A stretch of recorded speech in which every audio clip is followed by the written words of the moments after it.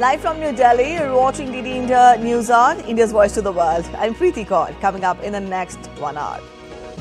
South Korean impeached President Yoon arrested, taken to investigators' office for questioning over last month's failed martial law bid.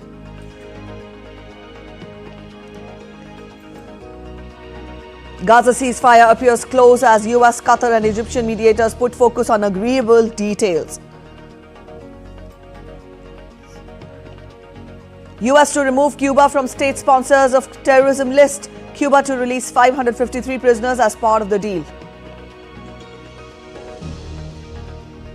As TikTok ban in the US looms large, millions of users flock to Chinese app Red Note. Pressure on Biden to extend the ban deadline. India's Prime Minister Narendra Modi to dedicate 3 frontline naval combatants to the nation in Mumbai will also inaugurate ISKCON temple.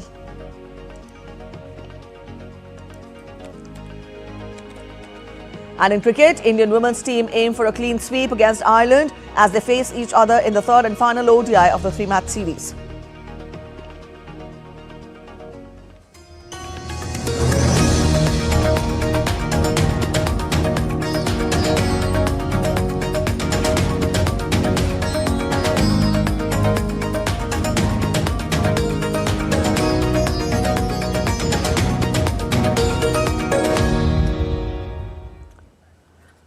Let's get to updates from South Korea first. Impeached South Korean President Yoon Suk-yeol was arrested on Wednesday over his failed martial law bid. Yoon's presidential motorcade left the hillside residence where he has been holed up for weeks behind barbed wire barriers and a small army of personal security, and later arrived at the offices of anti-corruption agency heading the probe. Earlier, hundreds of police officers and investigators from the Corruption Investigation Office had streamed up the driveway to the presidential residence before dawn, some scaling perimeter walls and biking up the back trails to reach the main building. It was their second effort to arrest Yoon. Yoon is the first sitting president in the nation's history to be arrested. Following his arrest, Yoon can be held for up to 48 hours on the existing warrant. Investigators would need to apply for another arrest warrant to keep him in custody. Separately, the Constitutional Court is deliberating over to uphold that impeachment and permanently remove him from office. Next hearing will be held on January 16th. Meanwhile, impeached South Korean president in a pre-recorded video message said that he had decided to submit to questioning over his failed martial law bid to avert bloodshed, even though he believed the probe was illegal.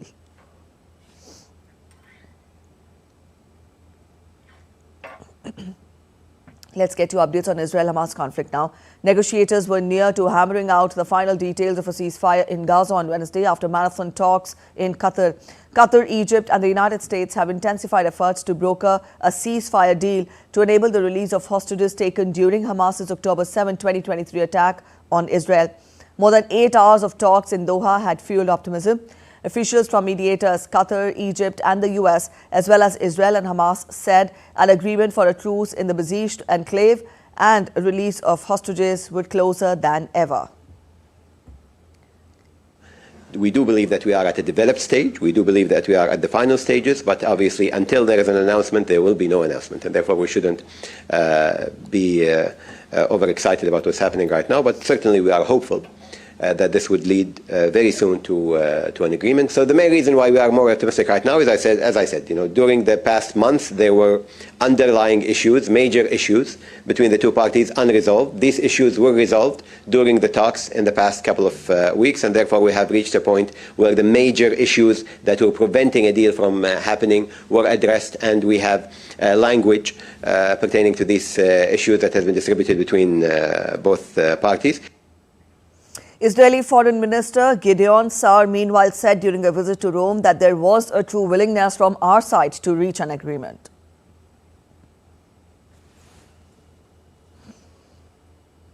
I believe that if we will achieve this hostage deal, we will have a majority in the government that will support the agreement. So this is the simple answer. I know There is a true willingness from our side to reach an agreement.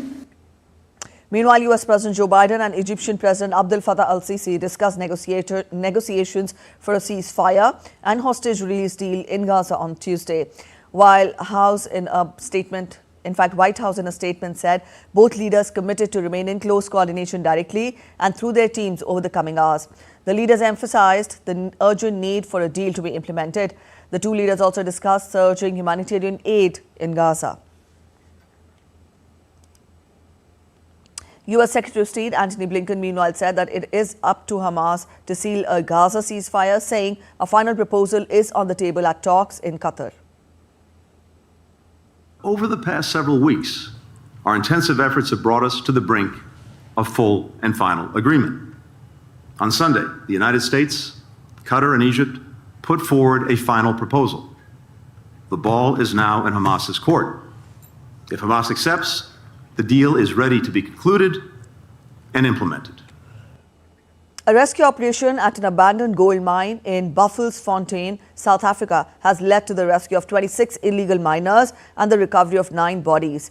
The miners, many of whom are from other countries, had been trapped underground, with many in poor health due to dehydration and hunger. The operation is undergoing and authorities are working to determine how many people remain in the shaft. DD India correspondent Nazneen Ismail reports on this. While the rescue operations are currently underway at the Buffelsfontein gold mine shaft, 26 illegal miners known as Zamazamas have been rescued. Unfortunately, 9 bodies have also been recovered on the site. The miners had been trapped underground for an unknown period, and many are reported to be in poor health due to dehydration and hunger. Authorities are working tirelessly with volunteers assisting in the operation, which aims to bring both survivors and the deceased to safety.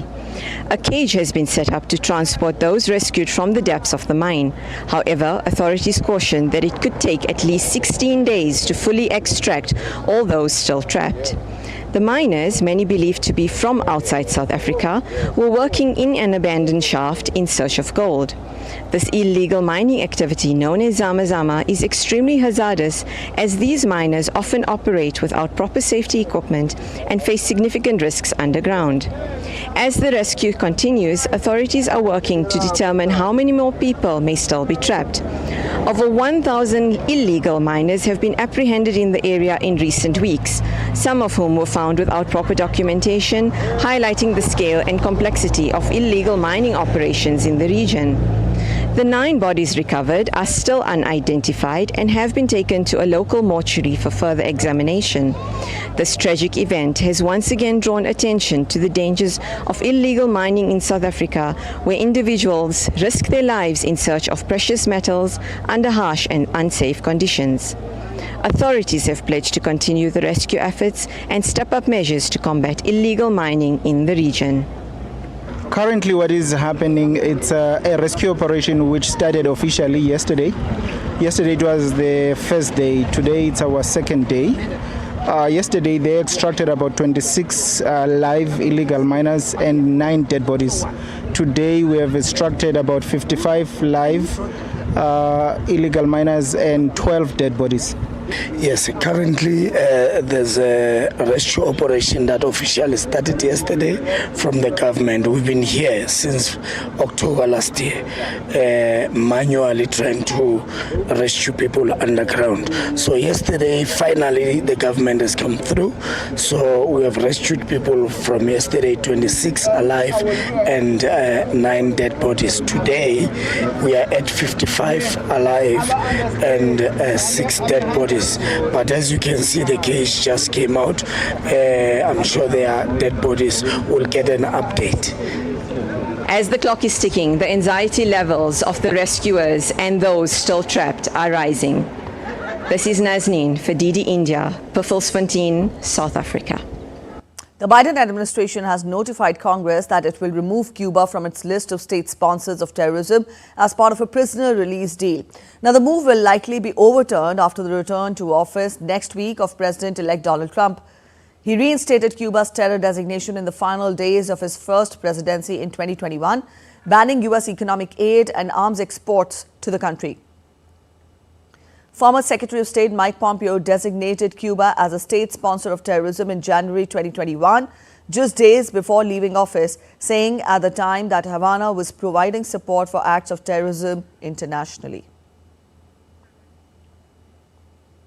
Cuba said on Tuesday that it would release 553 prisoners imprisoned for diverse crimes in response to the announcement. Cuba welcomed the move as a step in the right direction, but lamented that it was still under U.S. sanctions in place since 1962. The Catholic Church had been negotiating with the communist-run government over the release of the prisoners. Most of them were jailed following unprecedented island-wide protests in July 2021. Cuba has been one of just 4 nations designated as state sponsors of terrorism, along with North Korea, Iran and Syria. The Caribbean nation blames the U.S. blockade for its worst economic crisis in decades, marked by shortages of fuel, food, medicines and electricity.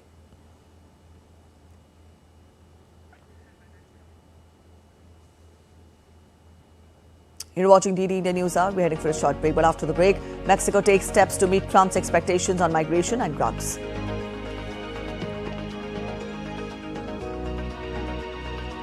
Tulip Siddiqui resigns as UK Treasury Minister. In a unique way, cats in Los Angeles help people cope up with stress and anxiety caused by the wildfires. How? We tell you ahead.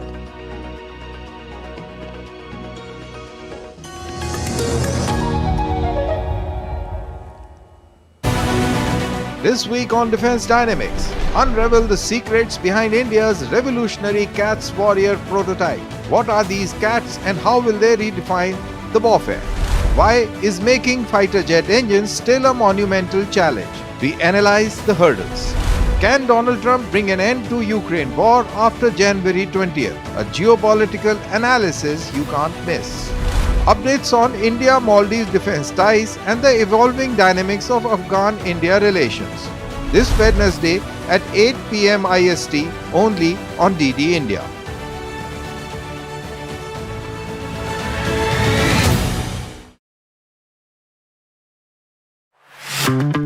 Goa, a food paradise, both steeped in historical culinary tradition and at the forefront of a modern-day food revolution that is fresher, more local, and more global than ever before. I'm embarking on a journey across the state to explore the very best of food here. This is honestly my favorite way to eat an egg. Break bread with some of Goa's most loved chefs and understand what food really means to communities here.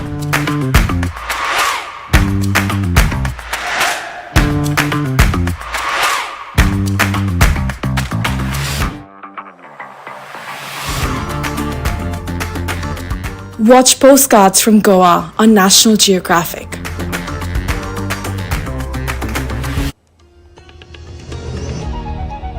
Welcome back after the break. You're watching DD India News Hour. As Donald Trump's inauguration is coming closer, Mexico is trying to come up to the U.S. President-elect's expectations. There are signals from Mexican side that it may be willing to accept non-Mexicans deported from the United States. Mexican efforts are taking place in response to Trump's threats to curb on migration and flow of drugs to the U.S. Though putting her own point of view in public, Mexican President Claudia Sheinbaum has intensified crackdown against migrants traveling towards the U.S. border by detaining an unprecedented 475,000 migrants between October and December. Now, this has left open the possibility that Mexico might be willing to accept non-Mexicans deported from the U.S. Her government has also seized a record of 1,100 kilograms of illicit fentanyl and unveiled new tariffs against some Asian goods and confiscated counterfeit Chinese products in several Mexican cities.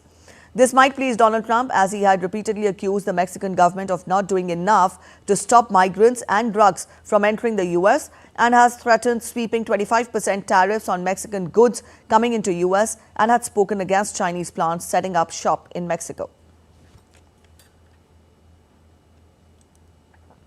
The British Minister Tulip Siddiqui, responsible for financial services and fighting corruption, resigned on Tuesday after weeks of questions over her financial ties to her aunt Sheikh Hasina, ousted last year as Prime Minister of Bangladesh. Tulip Siddiqui had reportedly denied any wrongdoing, and Prime Minister Keir Starmer said last week that he had full confidence in her. The resignation of a second government minister in 2 months is a blow to Starmer. Siddiqui's departure follows the resignation of British Transport Minister Louise Hay late last year. Siddiqui was handed the portfolio for financial services policy after the election. Starmer swiftly appointed Emma Reynolds, who was a pensions minister, to Siddiqui's role. Siddiqui was named in December as part of Bangladesh's investigation into whether her family were involved in siphoning off funds from Bangladeshi infrastructure projects. Russian forces are intensifying their slow but relentless advance in eastern Ukraine, claiming control of 2 key settlements in Donetsk. Russia's defense ministry announced the capture of Terny near the contested town of Siversk and Neskun to the south, both pivotal in Moscow's campaign for the region. However, Ukraine's general staff reported fierce resistance with Terny and Neskun among several locations under heavy attack during 17 armed clashes. 5 of those battles were ongoing late into the evening, and Ukrainian troops reportedly repelled advances in several areas.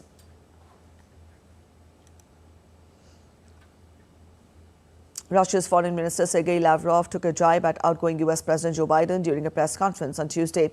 Lavrov called out Biden's administration over its parting attempts to screw up relations between Moscow and Washington. Lavrov also accused the West of developing a habit of profiting off of other countries. Here's a report by RT's Igor Piskunov. Foreign Minister Lavrov says that it's now become a tradition for outgoing democratic administrations to try to make life as difficult as possible for the coming Republican administrations. The United States does not need any competitor in any area, starting with energy, where they give the go-ahead to carry out terrorist activities to destroy the basis of the energy well-being of the European Union. They now incite their Ukrainian clients to take out the Turk Stream gas pipeline, just like Nord Stream. And there are a lot of sanctions implemented against China, even against its allies, without blinking. Sanctions are imposed as soon as there is the slightest fear that they will produce something cheaper somewhere and will promote it more effectively to international markets than American manufacturers do. Since the stop of transit of Russian gas through Ukrainian territory caused by Kiev, starting from January 1st, the Turk Stream has become the most important route for the supplies of Russian energy to Central Europe. And according to the Russian Defense Ministry, on the 11th of January, Ukraine used 9 aircraft-type UAVs to attack a compressor station which pumps gas into that pipeline in Krasnodar region in Russia. Thankfully for European consumers, the damage wasn't critical, and this compressor station continues supplying gas into the pipeline. NATO countries will deploy frigates, patrol aircraft and naval drones in the Baltic Sea to help protect critical infrastructure and reserve the right to take action against ships suspected of posing a security threat, alliance members said on Tuesday. The military and political alliance is taking the action, dubbed Baltic Sentry, following a string of incidents in which power cables, telecom links and gas pipelines have been damaged in the wake of Russian-Ukraine conflict.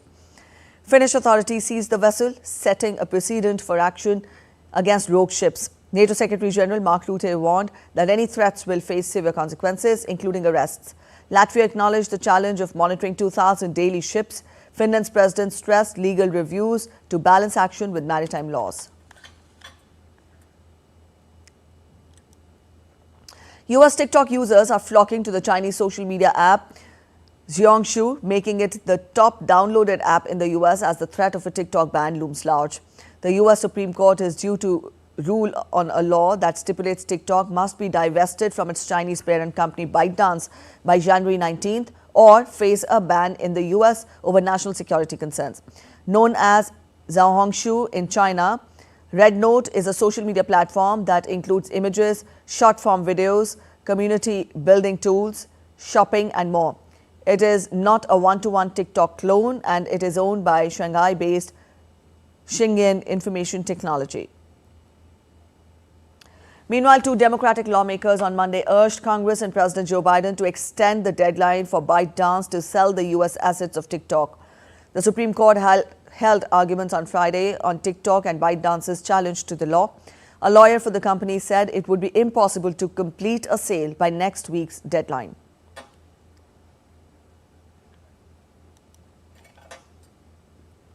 Bolivia's former president, Evo Morales, did not attend a hearing on Tuesday in a case of aggravated trafficking of persons lodged against him, citing medical reasons.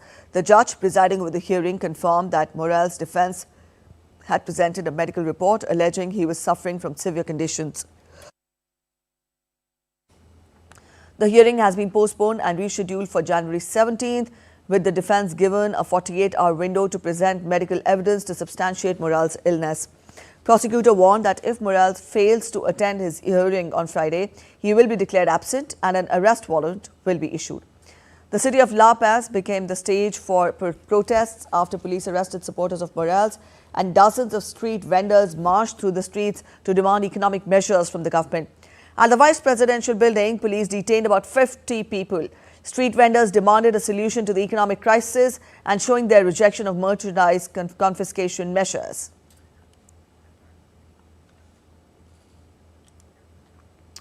Brazilian authorities have expressed serious concern over a recent announcement by the social media giant Meta that they will ease their policies restricting incendiary speech and fact-checking. Brazil had given Meta a 72-hour deadline to explain its policy for the country after the shock announcement last week by company chief executive Mark Zuckerberg that he was ditching independent fact-checking in the US. The social media giant assured Brazil that the policy would not extend to other countries until Meta had fully tested a new community notes system which will replace third-party fact-checkers.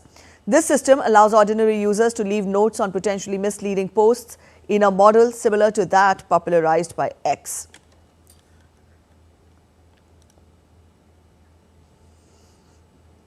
Indonesia plans to issue a regulation to set a minimum age for users of social media, a move aimed at protecting children in digital space. Internet penetration in Indonesia, a country about 280 million people, reached 79.5% last year. The survey showed 48% of children under 12 had access to the internet, with some respondents of that age group using Facebook, Instagram and TikTok. The plan follows Australia's decision to ban children under 16 from accessing social media, preventing children accessing their platforms.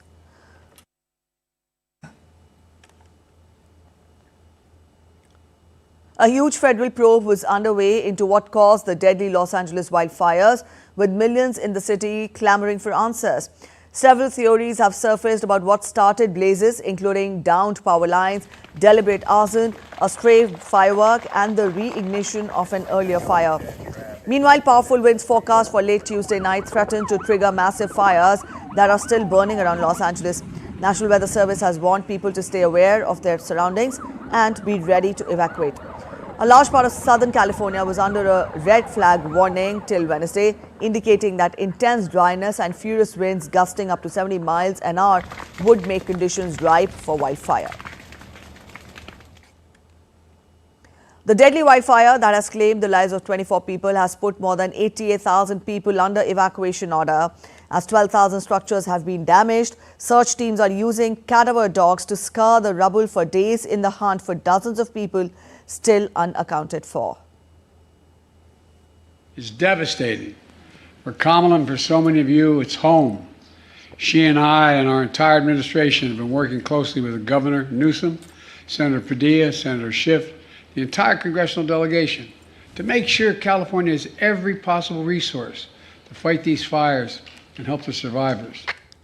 A cat cafe in Los Angeles is offering free 15-minute cat cuddling sessions to help people affected by the city's ongoing wildfires relief from the stress and anxiety caused by the disaster.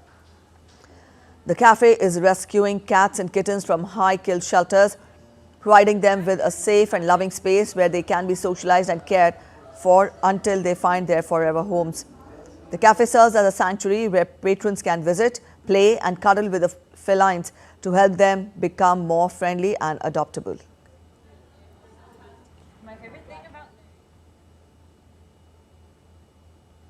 Up next, we take a look at other stories making it to the headlines from across the world. Spanish police apprehended a gang suspected of smuggling more than 40,000 tons a year of untreated urban waste from Italy to Spain.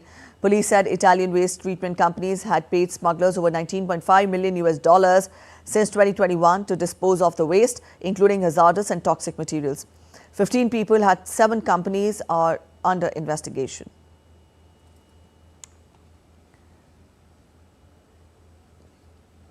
At the annual Voodoo Festival in Ouida, Benin Republic, women performed wild dances and backflips, entering a trance-like state. The event featured elaborate masks and costumes, highlighting the rich cultural heritage of Benin's Vodun community and is renowned globally for its mystique and rituals.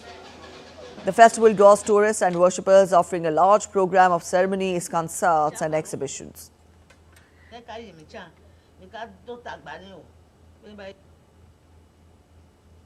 Starbucks has reversed its policy, allowing anyone to use its bathrooms, now requiring customers to make a purchase or leave.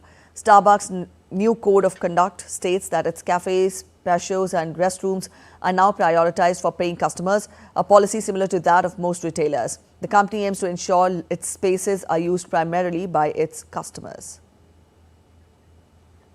Guitars belonging to late musician Jeff Beck go on display this week before being auctioned off. Some 130 guitars, amps and other equipment which Beck played or used until his last tour will be on display. The price ranges from £100 for a flying V-shaped ukulele to £350,000 to £500,000 for the Oxblood Les Paul featured on Blow by Blow. The guitars were previously on show in Los Angeles in December. A quick break ahead. You're watching DD India News Hour, but after the break, fervour of Mahakumbh 2025 continues. Devotees take holy dip in Sangam in Prayagraj. India's External Affairs Minister Dr. S. Jaishankar's Spain visit, it will boost the ties. Passes providing full access to the full dress rehearsal of the Republic Day Parade 2025 up for grabs through the Amantran portal and mobile app.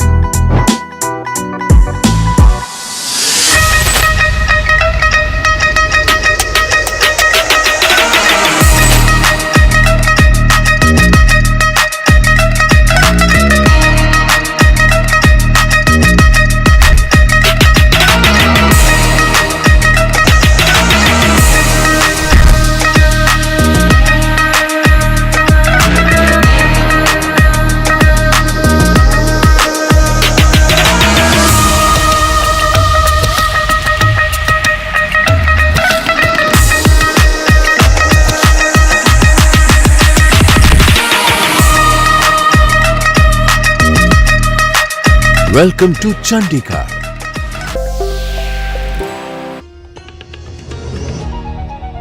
Welcome back after the break. You're watching DD India News Hour. A quick relook at the top stories now. South Korean impeached President Yoon arrested, taken to investigators' office for questioning over last month's failed martial law bid. Gaza ceasefire appears close as US-Egyptian leaders put focus on coming hours. US to remove Cuba from state sponsors of terrorism list, while Cuba to release 553 prisoners. As TikTok ban in the US looms large, millions of users flock to Chinese app Red Note. Lawmakers urge Biden to extend ban deadline. And in sports, Indian women's team aim for a clean sweep against Ireland as they face each other in the third and final ODI of the three-match series.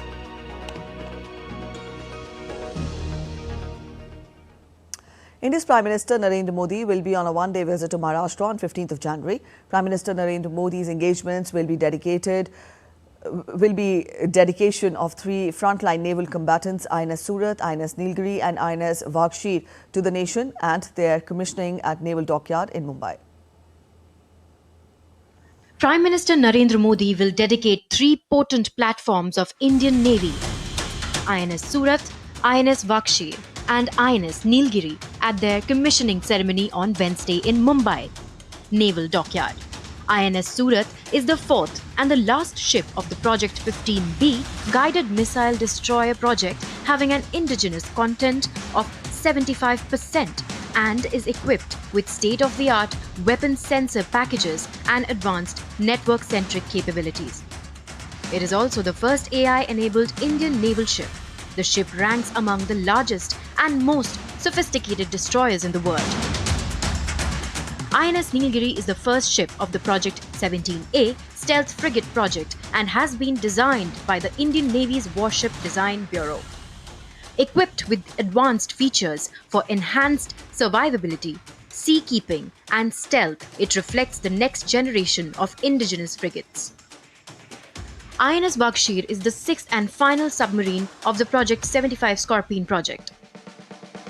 It is a diesel-electric attack submarine based on the Scorpion class and has the ability to launch a crippling attack on the enemy using precision-guided weapons with both 18 torpedoes and tube-launched anti-ship missiles at the same time, underwater or surfaced. It represents India's growing expertise in submarine construction. The commissioning of three major naval combatants marks a significant leap forward in realizing India's vision of becoming a global leader in defense manufacturing and maritime security. The commissioning of INS Nilgiri, INS Surat and INS Vakshir showcases the significant strides India has made in naval shipbuilding. Their development underscores the commitment of India's self-reliance towards defense manufacturing. Shama Mishra, DD India, Mumbai.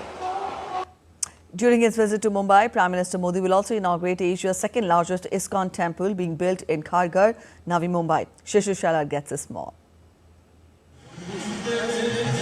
India's Prime Minister Narendra Modi will inaugurate Asia's second largest ISKCON temple on Wednesday. This temple is built in Kharghar, Navi Mumbai.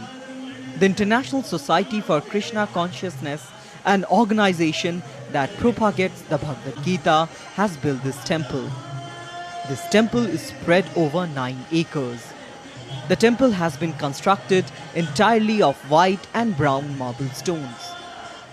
In the hall of this temple, pictures of Lord Krishna have been used using 3D techniques. This temple dedicated to Lord Krishna has been named Sri Sri Radha Madan Mohan. The temple also features amenities including a guest house, a restaurant, a yoga and Ayurveda center, a gym and a library. A major attraction within the temple premises is a 1,008-seater cultural center and auditorium designed to host performances, spiritual discourses and Vedic teachings. Within this premise, we have one center that consists of, the big temple over here of Radha Sri Radha Madan Mohanji, Darbar of Sri Sitaram Lakshman Hanuman, Sri Gaurnitai, and then we have the Dasavatar temple. And apart from that, we have a building where we have a Vedic college, the free of cost education we are providing, and then we are providing Brahmachari Ashram, then Brahmacharini Ashram, then we have a Sannyas Ashram, and the wonderful Srila Prabhupada in the founder Acharya's memorial over here. While talking about the recent attack on ISKCON temple in Bangladesh, Kharghar ISKCON temple trustee and president Dr. Surdas Prabhu said that he condemns the cowardly attack on the ISKCON temple in Bangladesh. He also supported the policies of Indian government regarding Bangladesh. The purpose of this center is also to make people happy by giving them the diversified Vedic culture like Bhagavad Gita, Bhagavatam and other scriptures like Upanishad, Chaitanya Charitamrita and other things are also taught. We like to pray to the Supreme Lord, let the Bangladeshis become, wonderful devotees In fact, I just want to tell you very clearly, Bangladesh recently was on the top, export-oriented country, but now everything has declined. Why it is declining? Because they have not understood the mercy of brotherhood. Devotees are happy with this ISKCON temple built in Navi Mumbai. Many residents of Navi Mumbai expressed their desire for an ISKCON temple and a cultural space in their city. Shishir Selar's report for DD India. In a significant diplomatic engagement, India's External Affairs Minister Dr. S. Jaishankar met Philip VI. He is the King of Spain in Madrid on Tuesday. The meeting marked a reaffirmation of strong ties between the two nations as Dr. S. Jaishankar conveyed the greetings and well wishes of President Draupadi Murmu and Prime Minister Narendra Modi to the Spanish monarch. During his visit to Spain, Minister Jaishankar held a pivotal meeting with Spanish President Pedro Sanchez in Madrid, marking a significant step forward in the long-standing relationship between India and Spain. In his first visit to Spain as External Affairs Minister, Dr. S. Jaishankar had a productive meeting with Spanish Defense Minister Margarita Robles in Madrid. Both the leaders discussed strengthening bilateral cooperation in the defense sector and also regional and global issues. India is celebrating its 77th Army Day today. President Draupadi Murmu, the Supreme Commander of the Indian Armed Forces, extended warm felicitations to the Indian Army on the occasion of 77th Army Day. The Army Day is observed on January 15th every year to commemorate the day in 1949 when Field Marshal K.M. Cariappa took command of the Indian Army from General F.R.R. Butcher, the last British Commander-in-Chief. K.M. Cariappa became the first Indian Commander-in-Chief of independent India. While the annual Army Day parade was held in the national capital, this long-standing practice witnessed a major shift in January 2023 when it was held in Bengaluru, which comes under the Southern Command. The Army Day parade this year is being held in Western India's Pune. President of India, Draupadi Murmu, has extended her wishes to all Army personnel on Army Day. Sharing a post on X, she wrote, and I quote her, "On Army Day, I extend my greetings to the Indian Army personnel, veterans and their families. Your unwavering commitment to safeguarding sovereignty of the nation and ensuring national security is the inspiration for all. The nation remembers with gratitude the countless sacrifices you have made in service of the motherland.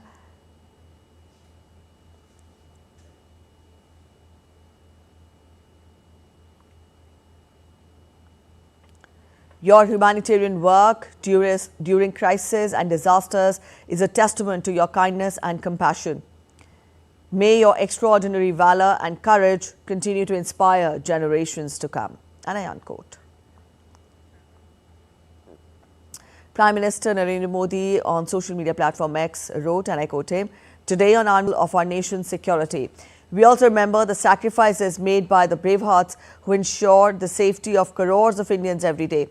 The Indian Army epitomizes determination, professionalism and dedication.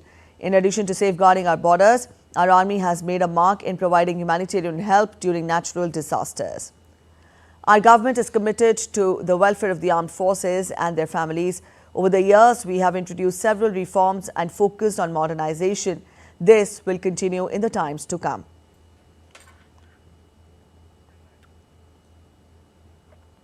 Delhi, Noida and other places in the national capital region woke up to layers of dense fog as cold wave conditions intensified across northern India, affecting visibility in the city. In several regions, visibility was close to zero, which could potentially disrupt flight and train services. Delhi recorded a temperature of 10 degrees Celsius. The Met Department forecast a minimum temperature of 9 degrees Celsius for the day, while the maximum is expected to settle at 19 degrees Celsius. In addition, the Weather Department has also forecast a generally cloudy sky with light rain or drizzle for Delhi. And now we get to all the updates from Mahakumbh, the largest gathering of humans on the planet.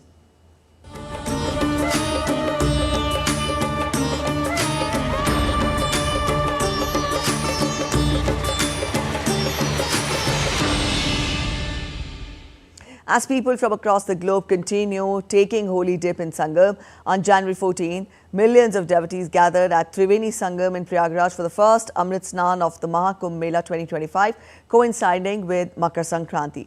Devotees marked the auspicious occasion with the holy dip, offering prayers for a prosperous year ahead. TD India Siddharth Bhardwaj explores the unique experience. The first Amrit Snan, or the holy dip, of the Mahakumbh Mela 2025 drew millions of devotees to the holy confluence of the Ganga, Yamuna and Saraswati rivers at Triveni Sangam. This sacred event on the occasion of Makar Sankranti marked a historic gathering in what is regarded as the world's largest religious congregation. Today, when we had a bath in the Sangam, it wasn't just a bath in the Sangam here at Triveni Sangam. It was actually a bath in our true self. It was a bath in our divine self. It was a bath in Sanskriti. It was a bath in Dharma. It was a bath in divinity. It was a bath in awakening. Makar means Capricorn. The movement of the sun into Makar Rashi, or the zodiac of Capricorn, is called Makar Sankranti. Makar Sankranti marks the beginning of the sun's northward journey. It is a celebration of the change of seasons from a harsher to a milder climate. On the auspicious occasion of Makar Sankranti, millions of devotees from across the country and the world take dip in the holy Triveni Sangam. I came here already 12 years ago, and I did a big experience. I was for 40 days here in the camp, then I just want to re-experience that one, because it was a very strong experience. Probably the best thing in my life. I feel that Indian people and Hindus are very, very, very spiritual and very devotees to the Hinduism. And it was very intense to be with all the people, and I was saying the same mantras to the gods, and it was just amazing, really. Devotees in Prayagraj are busy with devotional singing, prayers and other religious rituals. It has been just an amazing spiritual experience, and just the organization and just the amount of work that they put into to make everyone so comfortable here at Paramaarth Niketan camp has been wonderful. But apart from that, just the experience, just the mantra ghosh, the experience of crossing the Ganga to be at the Triveni Sangam. We've been 3 times already to have a dip there. It's just been mind-blowing. Makar Sankranti marks the time when the sun slowly starts tilting towards the northern hemisphere, causing the days to get longer and the nights shorter. Mahakumbh is not just a spiritual gathering. It is a journey of knowing oneself. When one comes here and takes a dip in the holy waters, it cleanses the person's not just mind and body, but also the soul. The festival will go on till February 26th. With camera person Rakesh Kumar, this is Siddharth Bharadwaj reporting for DD India in Prayagraj. The government's cutting-edge Bhashani platform is providing multilingual accessibility to the devotees and also the pilgrims visiting Mahakumbh in Prayagraj. The Ministry of Electronics and Information Technology's Bhashani platform is offering real-time translation and voice-enabled assistance in 11 languages. With the help of this platform, visitors can register their lost and found complaints in their native language. Bhashani's translation support is also available in Kumbh Sahayak chatbot to provide seamless real-time information and navigation assistance.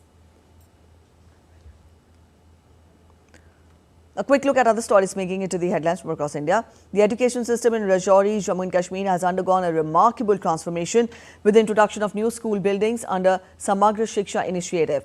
This initiative, a comprehensive education scheme aimed at improving the quality of education across India, has brought about significant changes in infrastructure and overall learning environment in the region.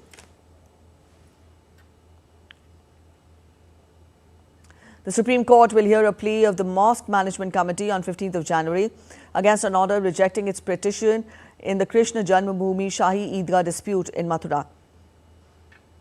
A bench commenced the final hearing in the case on 9 December 2024, and the matter is set to come up before the bench on 15th of January. Passes for the full dress rehearsal of the Republic Day Parade 2025 are now available through the Amantran portal and mobile app. These passes provide access to the practice sessions that take place prior to the Grand Republic Day celebrations, offering a unique opportunity to witness the meticulous preparation of the parade. The Raj Bhavan Garden in Bhubaneswar is now open to visitors. This beautiful garden, situated within the premises of the Odisha Governor's residence, offers a serene and picturesque environment. It is a popular destination for nature lovers who wish to experience lush greenery, vibrant flowers and well-maintained landscaping. You're watching DD India News Hour. Time now for a short break. But after the break, in a bid to expand its infrastructure in Latin America, Amazon to invest $5 billion in data center in Mexico to boost cloud services. India dominates Brazil in men's Coco opening match with stunning performance.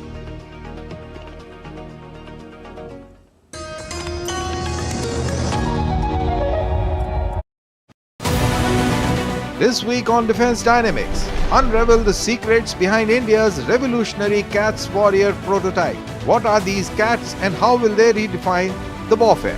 Why is making fighter jet engines still a monumental challenge? We analyze the hurdles. Can Donald Trump bring an end to Ukraine war after January 20th? A geopolitical analysis you can't miss. Updates on India-Maldives defense ties and the evolving dynamics of Afghan-India relations. This Wednesday at 8 p.m. IST only on DD India.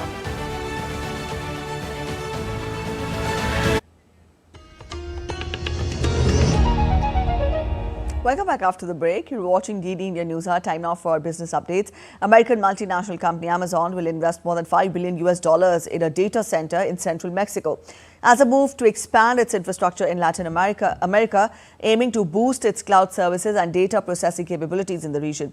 This investment is expected to generate significant economic benefits for the region, including the creation of thousands of jobs during the construction and operational phases of the data center.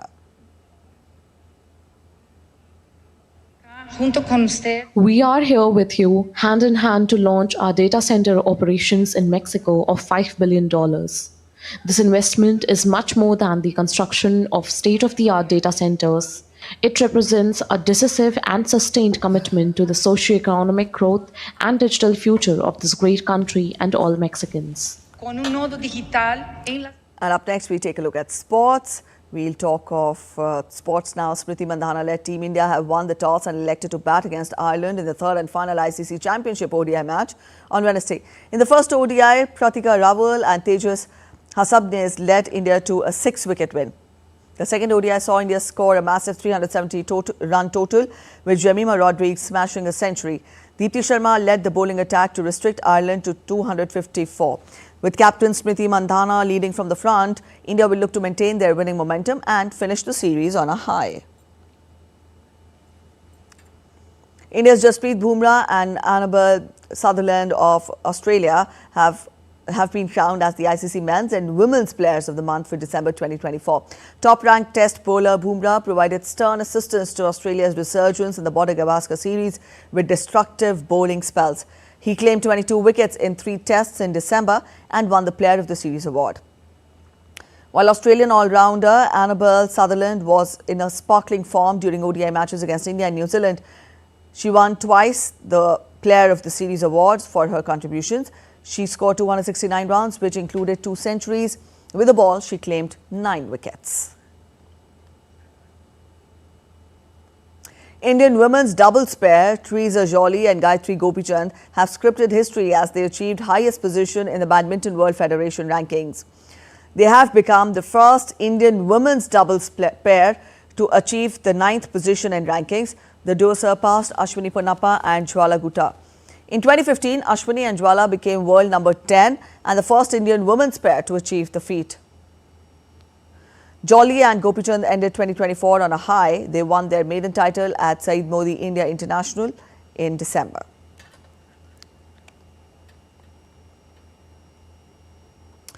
Team Gonazika secured their second win of season's Hockey India League and kept their semi-final hopes alive after beating Surma Hockey Club 2-1 in Rourkela on Tuesday. Surma missed the service of its ace drag flicker Harmanpreet Singh in the match. However, Gonazika's second win, could not lift it from 7th position. Surma also remained stationary after its third loss. Belgian midfielder Victor Wegners, who returned after missing 3 matches due to fitness issues, wore the captain's armband.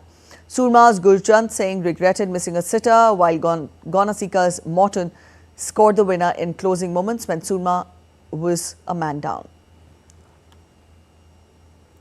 On to Kho-Kho, Indian men's team outclassed Brazil 64-34 in a dominant display of skill and strategy to move closer to the knockout stage of the Kho-Kho World Cup on Tuesday.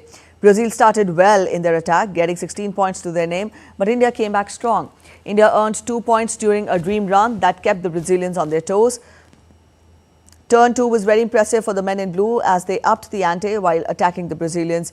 Brazil piled the pressure on India in turn 3, scoring an impressive 34 points to set up an exciting final 7 minutes of the match. The match that kept the spectators on the edge of their seats saw India proving their mettle and bouncing back in turn 4. In women's Kho-Kho, India thrashed South Korea 175-18 to win their opening match on Tuesday. Indian captain Priyanka Ingle won the toss and opted to defend. The decision paid off as her teammates registered 2 dream runs, while South Korea could only manage 10 points. India remained in total control of the match with an 84-point lead at the end of the second run. They secured 1 more dream run in the third turn. India attained the 100-point mark in the fourth turn and also went on to cross the 170-run mark, clinching a comprehensive win.